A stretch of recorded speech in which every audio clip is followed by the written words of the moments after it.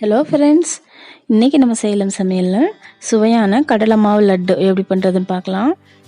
அதுக்கு முன்னாடி இன்னும் நம்ம சேனல் நீங்கள் சப்ஸ்கிரைப் பண்ண வந்தீங்கன்னா மறக்காமல் சப்ஸ்கிரைப் பட்டன் அழுத்திட்டு பக்கத்தில் இருக்க பெல் பட்டன் அழுத்திடுங்க. வாங்க வீடியோக்குள்ளே போகலாம். இதுக்கு நான் 150 கிராம் கடலை மாவு எடுத்துருக்கிறேன். இது ஃபஸ்ட்டு ட்ரை ரோஸ்ட் பண்ணிக்கலாம். கொஞ்சம் ட்ரை ரோஸ்ட் ஆனதுக்கப்புறம் நெய் விட்டுக்கலாம். நம்ம நெய் 2லேருந்து 3 ஸ்பூன் வரைக்கும் விடுங்க. வேணும்னா இன்னும் கொஞ்சம் அதிகமாக விட்டுக்கலாம். நெய் விட்டுட்டு நல்லா ரோஸ்ட் பண்ண ஆரம்பிக்கலாம். தீ மிதமான சூட்டில் வச்சுட்டு நல்லா வறுக்கணும். இந்த லட்டு செய்கிறதுக்கு இந்த மாவு நம்ம வறுக்கிற பாத்திரம் தான் ரொம்ப இம்பார்ட்டண்ட். அது மட்டும் நம்ம பார்த்து செஞ்சால் போதும். இந்த மாதிரி நல்லா கிளறி விடணும். அந்த நெய்யில் ஒட்டி எல்லாம் ரவுண்டாக வரும். அதெல்லாம் நல்லா உடச்சி விட்டு கிளறி விடணும். இப்போ மாவு நல்லா வறுந்துருச்சு அப்படின்னு தெரியறதுக்காக தண்ணியாக ஆகிடும் மாவு. அப்போ நல்லா ஃப்ரை ஆயிடுச்சுன்னு அர்த்தம்.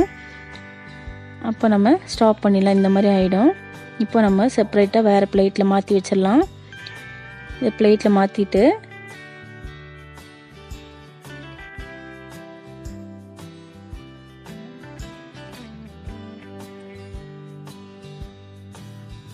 இந்த மாதிரி ஸ்ப்ரெட் பண்ணி விட்டுருங்க.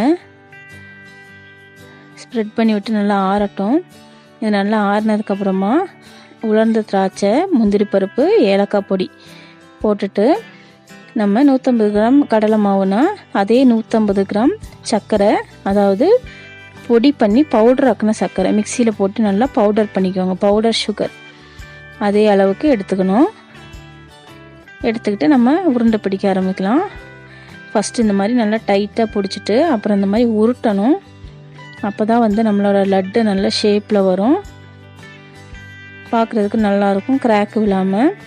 பாருங்கள், இந்த மாதிரி உருட்டி விடணும். அப்போனா தான் நமக்கு ஷேப் கரெக்டாக வரும். நம்ம இந்த சின்ன வயசுலலாம் கடையில் 1 ரூபா 2 ரூபா கொடுத்து வாங்கி சாப்பிட்ருப்போம்.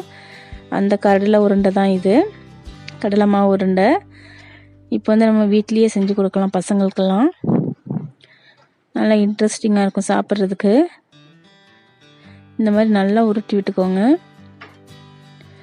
நல்லா உருட்டி எடுத்தால் நம்மளோட சுவையான கடலை மாவு லட்டு ரெடி. இது கடலை மாவு உருண்டைன்னு சொல்லுவாங்க, கடலை மாவு லட்டுன்னு சொல்லுவாங்க. ரெண்டும் ஒன்று தான். நல்ல சத்து மிகுந்த சுவையான கடலை மாவு லட்டு ரெடி ஆயிடுச்சு.